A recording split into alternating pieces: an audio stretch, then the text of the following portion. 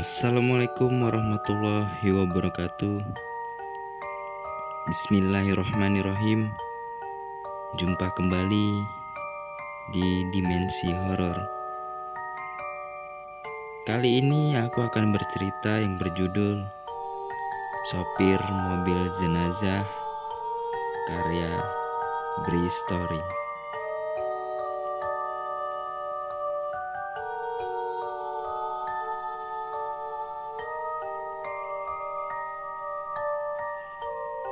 Beberapa waktu yang lalu, aku kedatangan tamu istimewa, Om Heri namanya. Beliau adalah adik bapak yang nomor 4 dari 11 bersaudara. Bapakku anak yang pertama. Cerita kali ini akan berhubungan erat dengan beliau. Baiklah, kita mulai cerita ini ya. Bismillahirrahmanirrahim. Ketika aku kecil, Om Heri sering bercerita tentang banyak hal. Dan yang paling aku ingat tentu saja cerita tentang pengalaman-pengalaman seram yang pernah dia alami. Walaupun jadi sering ketakutan setelahnya, tapi aku kecil selalu menunggu kedatangan Om Heri ke rumah untuk bercerita. Menurutku, kami memiliki kesamaan dalam hal kesensitifan. Aku paling senang kalau omku, Om Denny, dan Om Heri sudah bertemu dan ngobrol seru.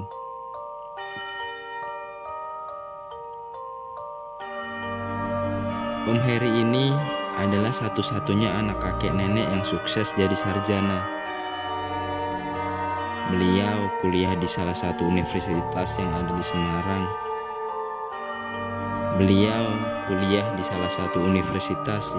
Semarang. Universitas yang cukup terkenal.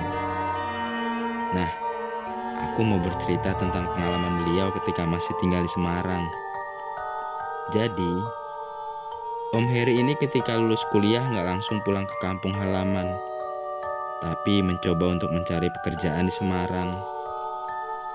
Om Heri bilang, waktu itu sekitar akhir tahun 80-an.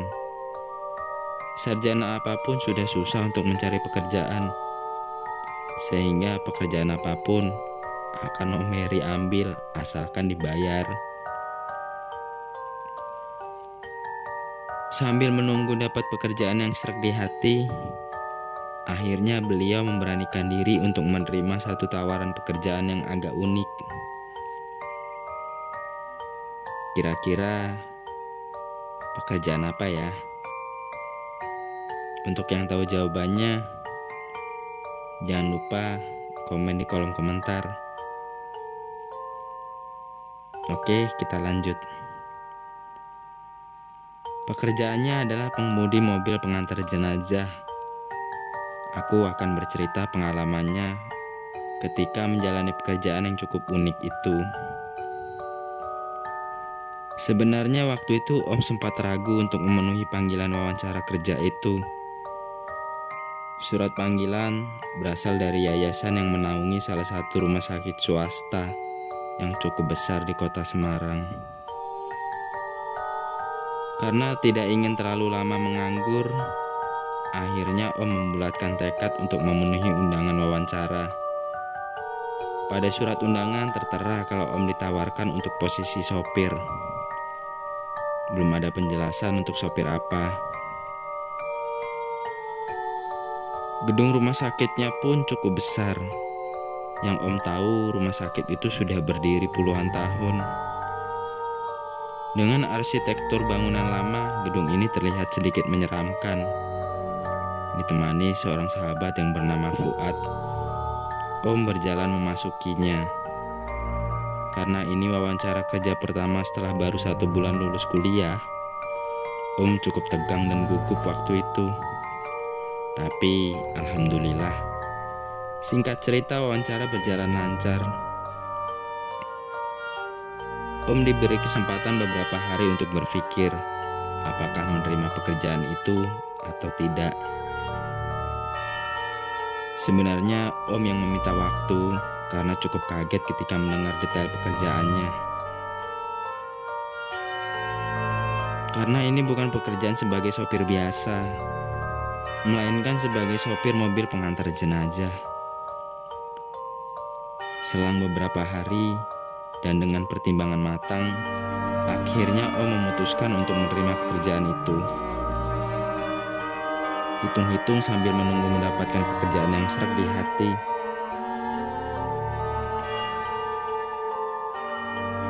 Hari pertama kerja, Om langsung diperkenalkan dengan kendaraan yang akan Om gunakan sebagai pengantar jenazah. Mobil van berwarna putih, produksi Amerika buatan tahun awal 70-an.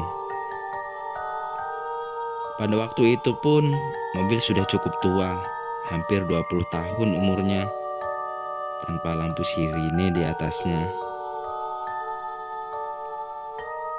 Om juga ditugaskan untuk merawat mobil dikala sedang nggak menjalankan tugas, karena tidak setiap hari juga ada orang yang meninggal di rumah sakit itu atau di tempat lain.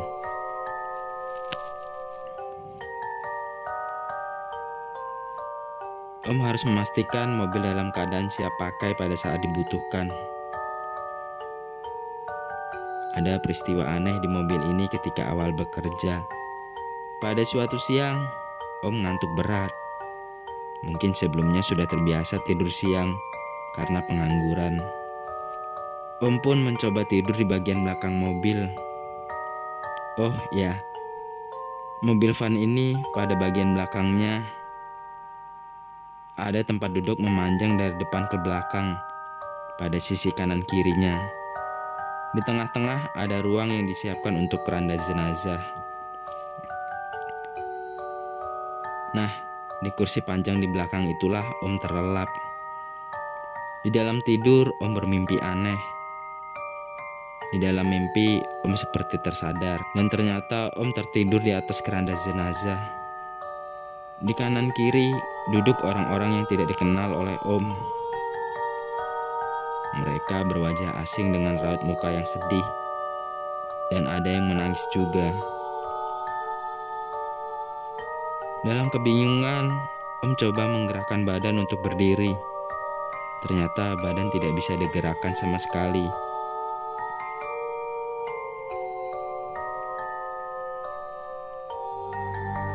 Kira-kira kenapa ya?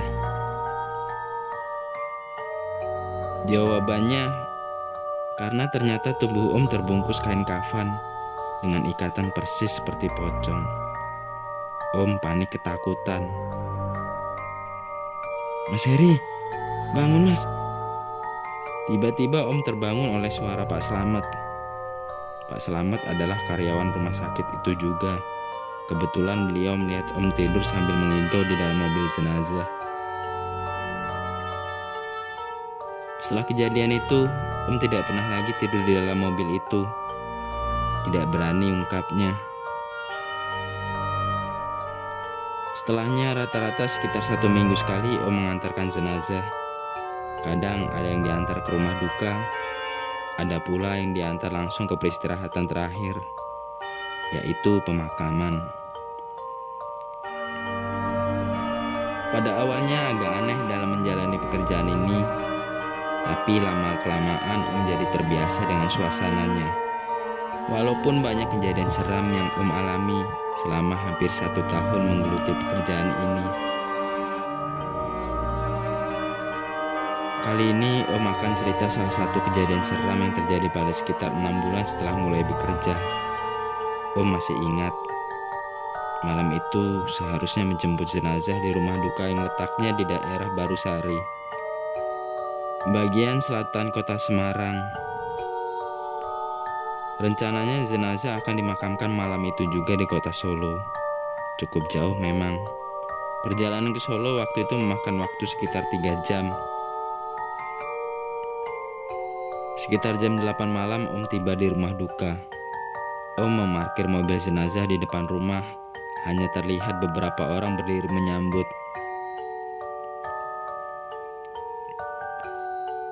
Tunggu sebentar ya mas, jenazahnya sedang disiapkan, ucap salah satu orang yang ada di situ. Iya pak, saya tunggu, jawab Om sambil tersenyum. Yang Om tahu, jenazah yang akan diantarkan adalah laki-laki berumur 45 tahun yang meninggal mendadak pada siang harinya karena serangan jantung. Rumah duka kali ini suasananya agak berbeda. Sebelum-sebelumnya ketika Om datang ke rumah duka, suasana terbilang ramai dengan keluarga atau tetangga. Kali ini walaupun rumahnya terbilang rumah besar dan cukup mewah, namun hanya sedikit orang yang terlihat. Di dalam rumah juga hanya ada beberapa orang yang terlihat mengaji di sekeliling jenazah. Cukup sepi untuk ukuran rumah yang sedang berkabung. Tiba-tiba dari dalam rumah ada pergerakan beberapa orang yang mengangkat jenazah. Om langsung cepat-cepat menuju mobil dan menyalakan mesinnya. Benar saja, beberapa orang terlihat mengangkat keranda keluar rumah. Om langsung bergegas membuka pintu belakang dan membantu memasukkan jenazah ke dalam mobil. Selesai, jenazah beserta kerandanya sudah berada di dalam. Pintu belakang pun ditutup. Om langsung bersiap-siap dengan duduk di belakang kemudi. Oh ya, dalam bertugas Om selalu sendirian. Jarang banget ada yang menemani. Ada yang aneh lagi. Kenapa orang-orang yang mengangkat jenazah tadi langsung masuk semua ke dalam rumah, meninggalkan Om sendirian di dalam mobil? Sebelumnya ada satu orang yang bilang, "Mas, tunggu sebentar ya." "Baik, Pak," jawab Om. Setelahnya bapak itu juga ikut masuk ke dalam rumah. Selama sekitar 15 menit, hanya berdua di mobil bersama jenazah. Entah apa yang dilakukan keluarga di dalam rumah begitu lama. Tiba-tiba pintu depan sebelah kiri ada yang membuka dan masuk seseorang bapak berkumis dengan penampilan agak gemuk dan menggunakan peci. "Ayo mas, kita jalan," ucap bapak itu sambil tersenyum. "Oke pak, kita hanya berdua saja di mobil ini pak," tanya Om. "Bertiga mas, ada anak saya di belakang." Om langsung menengok ke arah belakang dan benar saja sudah ada seseorang remaja laki-laki yang duduk di samping jenazah. "Kapan anak itu masuk?" gumam Om dalam hati. "Kita tidak menunggu anggota keluarga yang lain pak?" tanya Om lagi. "Nggak perlu mas, nanti juga tiba di Solo bebarengan," jawab bapak itu lagi. Nggak ambil pusing, Om langsung menjalankan mobil ke arah Solo. Waktu itu jam menunjukkan pukul 9 malam. Selama dalam perjalanan kami bertiga lebih banyak diam. Hanya sesekali saja ada percakapan. Itu pun karena Om yang melempar pertanyaan dan bapak itu hanya menjawab seperlunya. Apalagi anaknya yang duduk di belakang bisa dihitung dengan jari satu tangannya. Apalagi anaknya yang duduk di belakang bisa dihitung dengan jari satu tangannya jumlah bicaranya. Om sama sekali belum tahu lokasi pemakamannya. Hanya bergantung petunjuk jalan yang dibilang oleh bapak itu. Percakapan yang Om ingat sampai sekarang adalah, "Kok tadi di rumah sepi ya pak? Apa keluarga lain masih dalam perjalanan?" tanya Om penasaran. "Ah, memang hanya begitu adanya mas. Keluarga kami memang seperti itu, jarang ada yang peduli dengan anggota keluarga besar lainnya," jawab sang bapak dengan nada yang datar. Setelah itu, Om dengar remaja yang duduk di belakang menangis terseduh-seduh. Cukup mengiris hati suara tangisannya. Melalui kaca spion, Om dapat melihat kalau remaja itu hanya duduk sambil menundukkan kepala dan memang terlihat sedang menangis. Pada tahun 80-an akhir, jalur Semarang Solo masih sangat sepi pada malam hari. Hanya sesekali mobil yang kami tumpangi berpapasan dengan mobil lainnya. Sepanjang jalan masih melalui beberapa hutan di kanan kiri. Entah kenapa, malam itu memang suasananya terasa beda.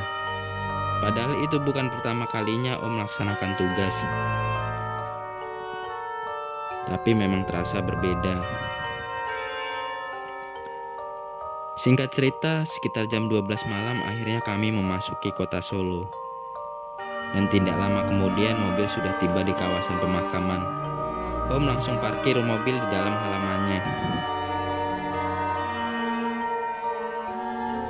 "Mas, tunggu sebentar ya. Saya laporan dulu ke petugasnya," ucap bapak itu seraya turun dari mobil.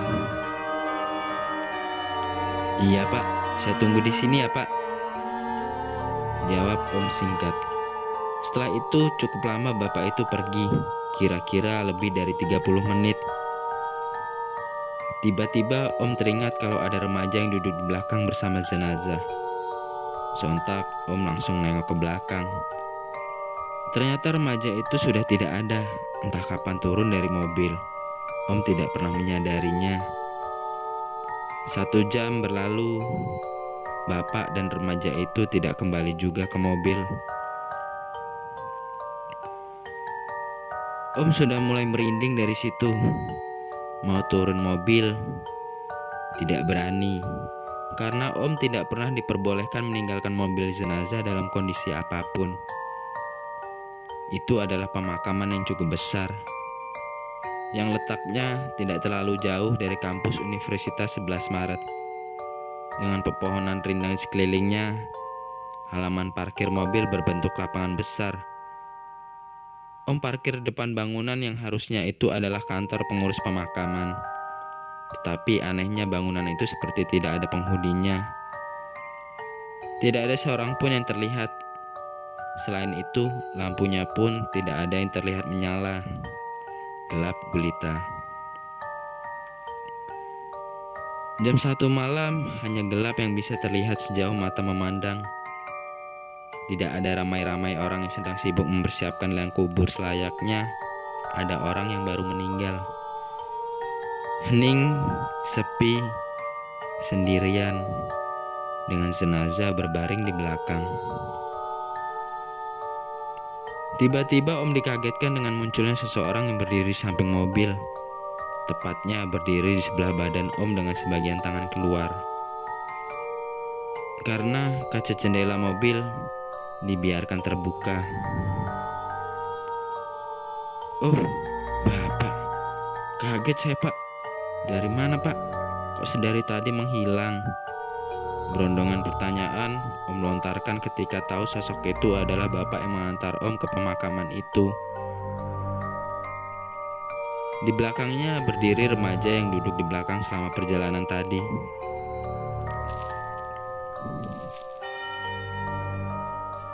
"Mas, terima kasih sudah mengantarkan saya dan anak saya." Om bengong maksudnya apa. "Maaf Pak, selama perjalanan kita belum berkenalan. Nama saya Heri. Bapak siapa ya?" tanya Om penasaran, sambil mengulurkan tangan mengajak bersalaman. "Saya Sugeng dan ini anak saya namanya Joko." Hanya itu yang beliau katakan, kemudian pergi begitu saja tanpa menyambut uluran tangan Om. Di dalam gelap mereka berjalan pelan menuju ke dalam area pemakaman. Pada detik itu Om baru sadar kalau ada yang tidak beres dengan Pak Sugeng dan anaknya. Tiba-tiba badan Om merinding. Setelahnya, mereka menghilang dalam gelapnya areal pemakaman itu. Sekali lagi, Om ditinggal sendirian. Satu mobil dengan jenazah yang baru meninggal terbaring di belakang. Tiba-tiba bangunan yang berada di depan mobil parkir, lampunya menyala. Suasana jadi sedikit ada cahaya. Dan tiba-tiba juga sekelebat lampu mobil terlihat masuk ke area parkir pemakaman, sekitar 3 mobil.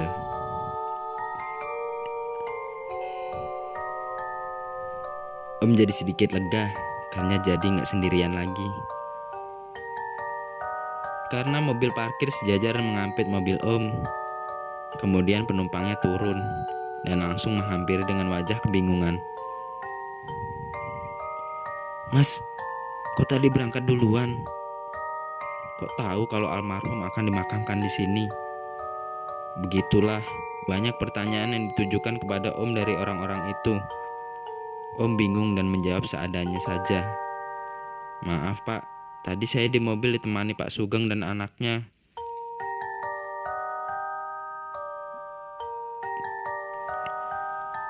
"Maaf Pak, tadi saya ditemani Pak Sugeng dan anaknya Joko. Beliau yang memberitahu kalau pemakamannya di sini. Beliau juga yang memberi petunjuk jalan sampai ke sini."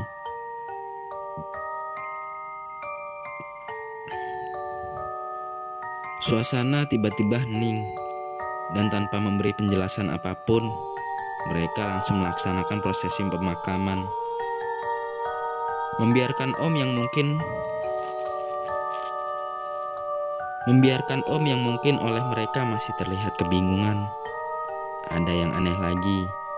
Ternyata di tempat itu sudah ada beberapa petugas pemakaman yang menunggu keluarga dari jam 9 malam. Mereka mempersiapkan liang kubur yang akan digunakan. Padahal selama parkir di situ, Om tidak melihat seorang pun berada di tempat itu. Biasanya, setelah jenazah turun dari mobil dan dimulai prosesi pemakaman, Om langsung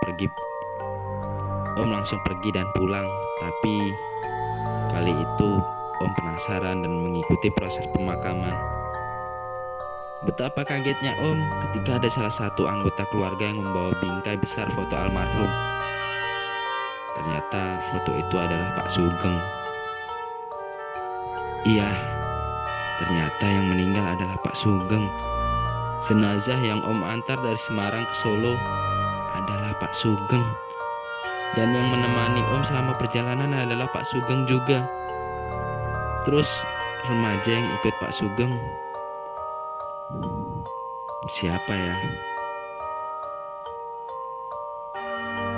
Kalau ada yang bisa menjawab, tulis di kolom komentar ya guys. Baik, kita lanjutkan. Setelah Om berbincang dengan salah satu keluarga, remaja yang bernama Joko adalah anak kandung dari almarhum Pak Sugeng yang sudah meninggal sebelumnya karena kecelakaan motor. Joko dikuburkan persis di sebelah makam ayahnya. Mereka dimakamkan berdampingan. Pekerjaan Om sebagai sopir mobil pengantar jenazah ini tidak terikat jam kerja. Ketika ada tugas mengantar jenazah, kapanpun waktunya, ya harus siap. Om jalankan dengan ikhlas. Seperti ketika ada kejadian yang akan Om ceritakan berikut ini. Pada suatu malam ketika baru saja sampai di tempat kos, tiba-tiba ibu kos bilang ada telepon dari rumah sakit. Waktu itu jam 10 malam, rumah sakit mengabarkan bahwa ada kecelakaan bus yang terjadi di daerah Bergas. Bergas ini sekitar 1 jam perjalanan dari Semarang. Ketika ada kecelakaan yang memerlukan bantuan mobil jenazah, dapat dipastikan ada beberapa korban yang meninggal. Innalillahi wa inna ilaihi rajiun.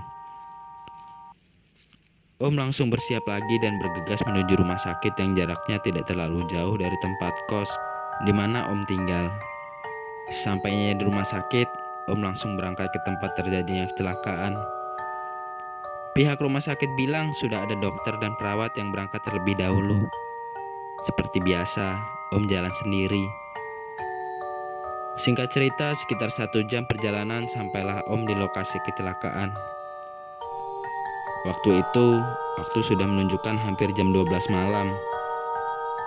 Menurut informasi petugas yang ada, kecelakaan terjadi karena ada 2 bis besar yang bertabrakan. Belasan penumpang meninggal dunia. Sebagian korban sudah dibawa ke rumah sakit terdekat, dan Om ditugaskan membawa jenazah yang tersisa di lokasi. Karena sebagian sudah dibawa oleh ambulan dan mobil jenazah yang datang lebih awal.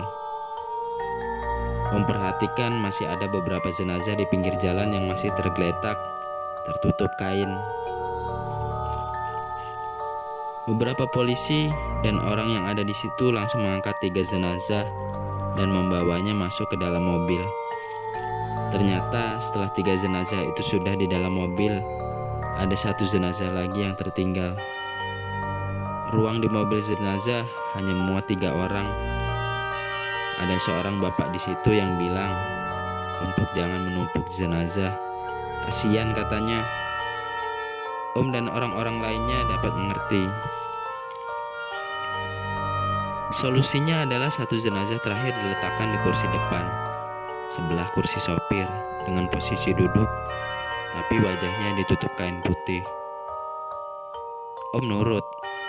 Pikir Om, waktu itu daripada bolak-balik, lebih baik sekali jalan dan pekerjaan selesai. Setelah selesai semuanya, Om pun jalan ke rumah sakit, ditemani 4 jenazah dalam 1 mobil dan tanpa pengawalan. Tahun 80-an itu, jalur Pergas Semarang masih sangat sepi. Kanan kiri masih banyak ditemui pohon-pohon besar pada kanan kiri jalan. Di sepanjang jalan hanya terdengar suara mesin mobil. Jujur, pada saat itu Om agak ketakutan. Ditambah bau anyir darah yang mungkin masih mengalir dari korban kecelakaan yang Om bawa. Ketika sudah di tengah perjalanan, ada sesuatu yang mulai terjadi. Om mendengar ada suara tangisan perempuan di bagian belakang mobil, tempat di mana 3 jenazah berbaring. Bulu kuduk langsung berdiri. Refleks, Om langsung melirik ke kaca spion. Benar, ada sesuatu di belakang. Om melihat ada orang dengan posisi duduk, bukan hanya 1 orang, tapi ada 3 orang yang terlihat. Posisi mereka duduk berjajar ke belakang. Setelah terdengar suara perempuan, berikutnya ada suara laki-laki yang terdengar seperti mengerang menahan sakit. Sekali lagi, Om lirik ke kaca spion. Ternyata yang duduk di belakang adalah 1 laki-laki dan 2 perempuan. Om membaca doa sebisanya, ketakutan. Mau berhenti pun tidak berani, karena kanan kiri jalan tidak terlihat ada rumah penduduk. Yang ada, Om langsung mempercepat laju kendaraannya agar cepat sampai tujuan. Nah, ketika Om sedang konsentrasi melihat ke arah jalan, dengan mobil yang berkecepatan cukup tinggi, tiba-tiba kain penutup jenazah yang duduk di sebelah terbuka sendirinya. Terlihat wajah jenazah itu, wajah laki-laki yang berlumur darah. Sampai detik itu pun Om sudah sangat ketakutan, ditambah dengan suara perempuan menangis dan erangan anak laki-laki yang menahan sakit di belakang mobil. Itu belum selesai. Ketika tidak sengaja melirik ke arah jenazah yang duduk di sebelah, Om melihat kedua matanya terbuka, menatap ke arah Om, dan bibirnya mulai tersenyum kecil. Entah itu hanya perasaan Om saja atau bagaimana. Yang pasti Om tidak tahan lagi. Amat sangat ketakutan. Ketika melihat ada satu rumah penduduk, Om langsung mengarahkan mobil ke tepi jalan. Setelah benar-benar berhenti, Om langsung lari ke rumah itu dan mengetuk pintunya. Alhamdulillah, penghuni rumah muncul. Om langsung menceritakan semuanya ke bapak pemilik rumah dan dia menawarkan diri untuk menemani di sisa perjalanan. Om sangat setuju. Sekitar setengah jam kemudian sampailah kami di rumah sakit. Selesailah tugas Om malam itu.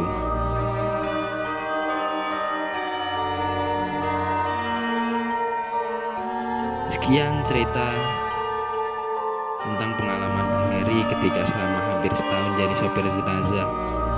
Setelahnya beliau bekerja di kebun karet di pedalaman Sumatera. Jangan lupa klik like, share, dan subscribe. Dan jangan lupa Klik tombol loncengnya untuk mendapatkan notif terbaru cerita dari Dimensi Horor.